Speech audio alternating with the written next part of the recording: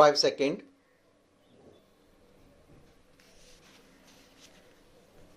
Start.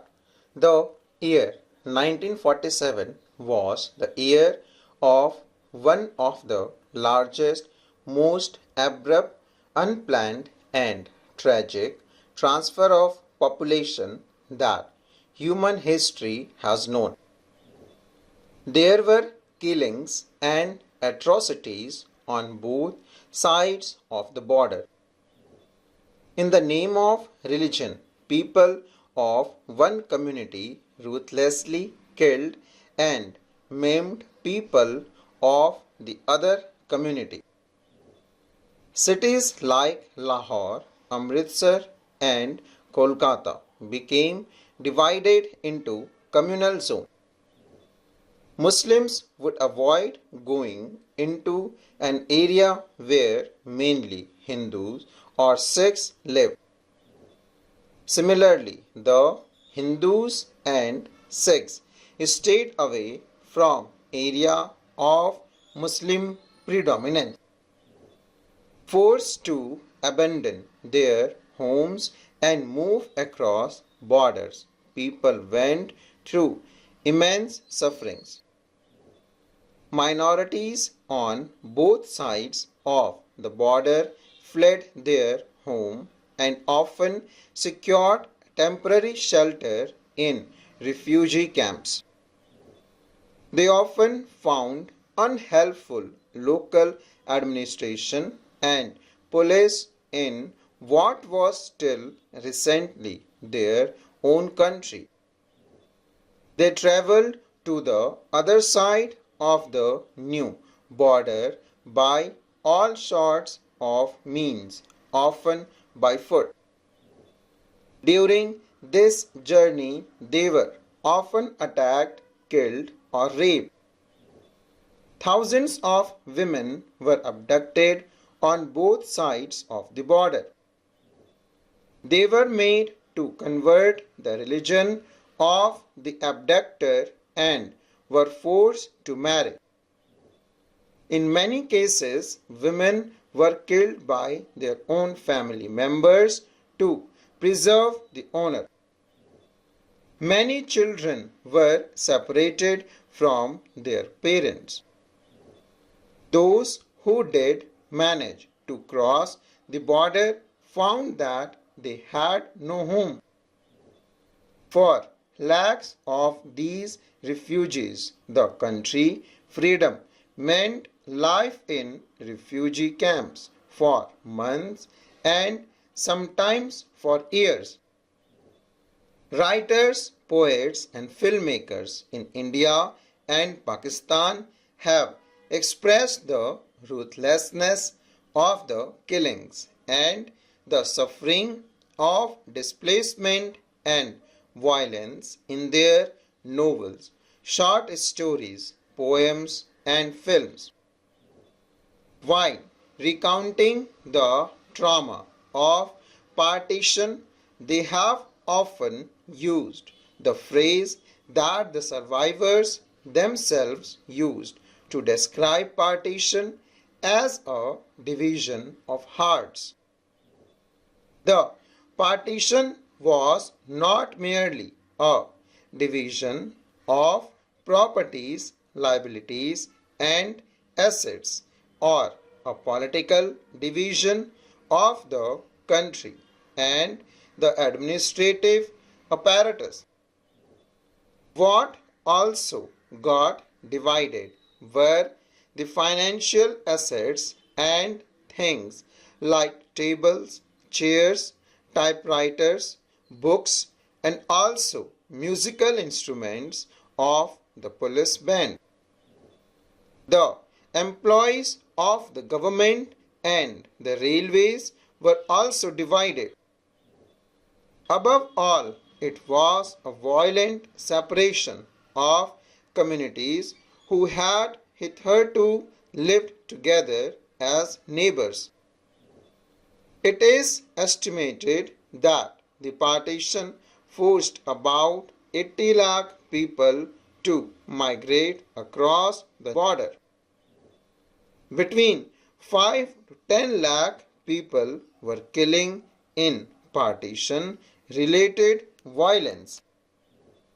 Beyond the administrative concern and financial strains, however, the partition posed another deeper issue.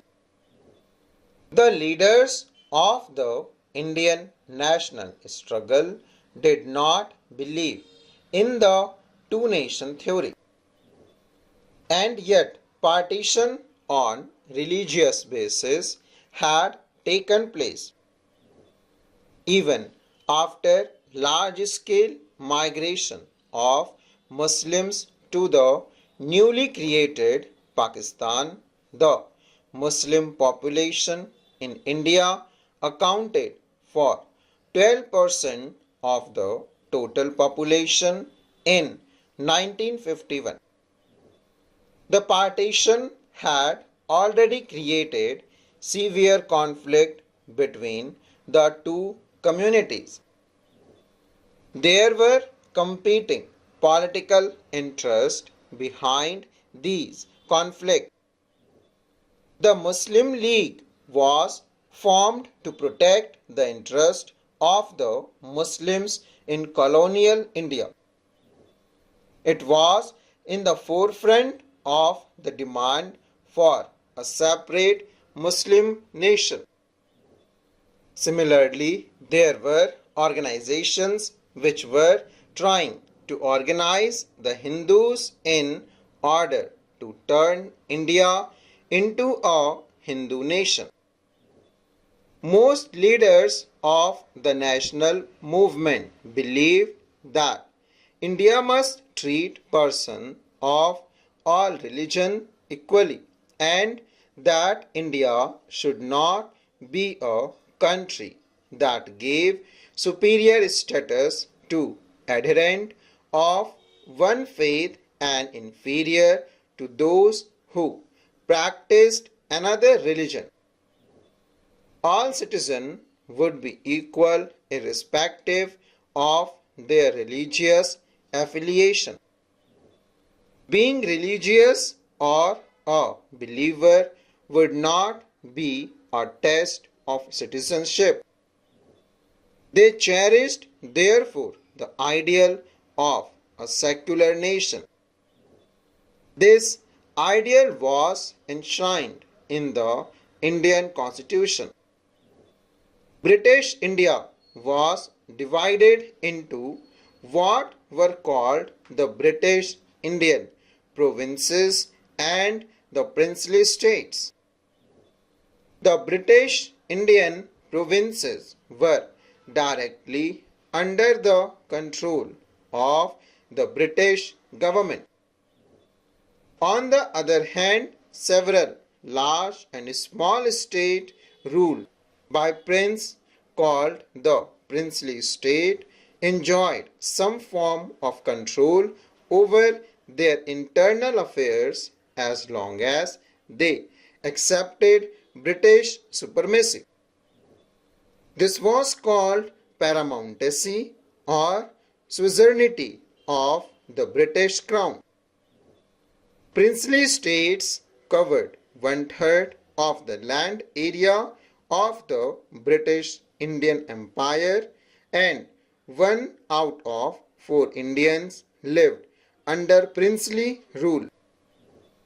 On the 15th August 1947, Mahatma Gandhi did not participate in any of the Independence Day celebration.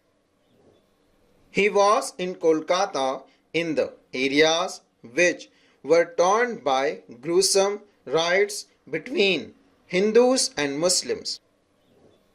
He was saddened by the communal violence and disheartened that the principles of AIIMS and Satyagraha that he had lived and worked for had failed to bind the people in troubled times. Gandhiji went to persuade the Hindus and Muslims to give up violence. His presence in Kolkata greatly improved the situation and the coming of independence was celebrated in a spirit of communal harmony with joyous dancing in the streets. Gandhiji's prayer meeting attracted large crowds, but this was short-lived as riots between Hindus and Muslims erupted once again and Gandhiji had to resort to fast to bring peace full stop.